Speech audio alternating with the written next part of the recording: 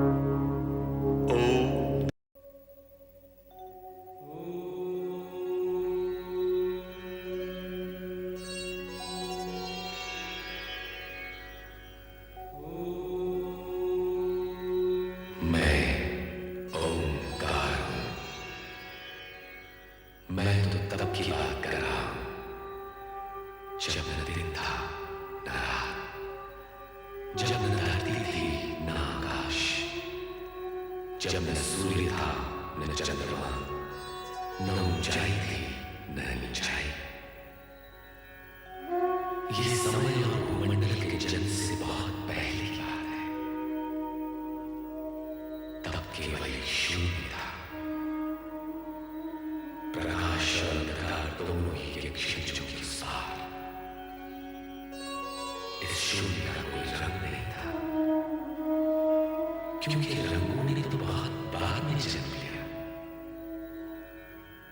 मैं उस शून्य का परिचय कैसे करूं? क्योंकि परिचय शब्दों की मांग करता है,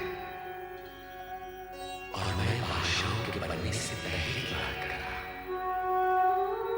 तब की बात जब कुछ नहीं था, कुछ भी नहीं था, बस एक स्वर था जो सन्नाटे के उस अथाह सागर में तैर रहा था। सन्नाटा, जिसका न कोई रंग न रूप, उसके विषय में तो सोचना ही संभव नहीं, क्योंकि सोच तो सीमित है, समय की डोरी से बंधी हुई, ब्रह्मांड की सीमा रेखा के पार जा नहीं सकती। इसलिए हे मानव जाति, अपनी सोच की चौखट पर बैठकर और आंखें बंद करके देख, और मन के कान लगाकर सुन। मैं आदिनाथ हूं, आदिस्वर हूं, आदिफल हूं। मैं सर्वशक्तिमान महेश्वर सदाशिव जी का प्रतीक हूं। महेश्वर शिव जी सृष्टि के नियामक हैं।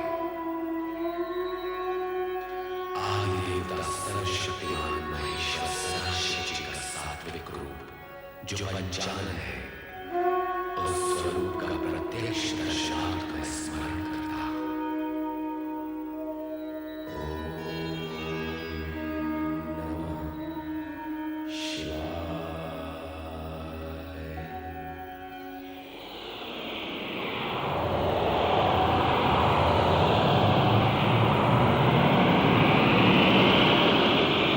सृष्टि की रचना का यही क्रम उत्तरोत्तर आगे बढ़ता रहा। तप की साधना पूर्ण होने पर अर्धनारीश्वर शिव शक्ति के समन्वित रूप में प्रकट हुए, और उन्होंने ब्रह्मा को लौकिक सृष्टि की रचना का आदेश दिया। सृष्टि के पालन का दायित्व विष्णु को दिया गया।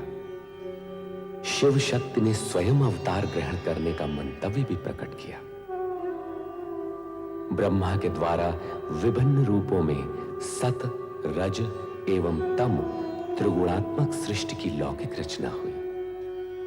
उन्होंने स्वर्ग, पृथ्वी और पाताल लोक की रचना के साथ साथ देव, दानव और मानव का भी निर्माण किया।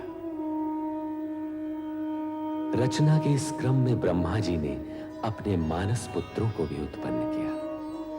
सप्तर्षि मनु, शतरूपा, कामदेव, नारद, संध्या और दक्ष।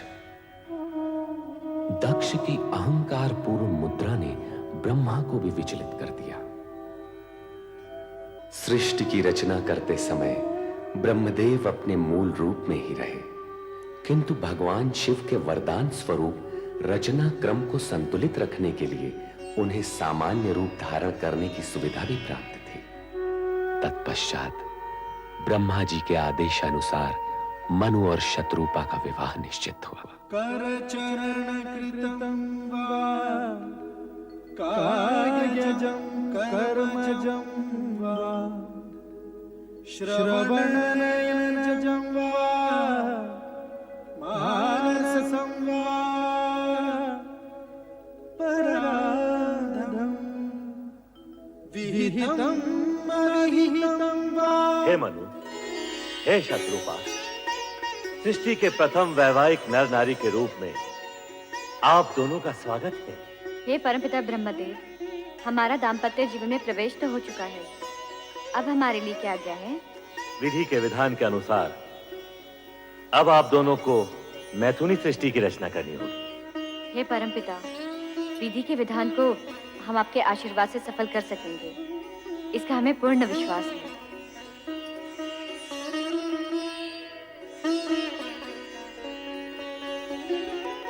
प्रजापति प्रजापालक महाराज वीरण अपनी कन्या सौभाग्य कांक्षिणी वीरणी का हाथ दक्ष प्रजापति के हाथ में समर्पित करके पाणी ग्रहण विधि पूर्ण कीजिए। देवगुरु बृहस्पति जी की आज्ञा शिरोधार्य है।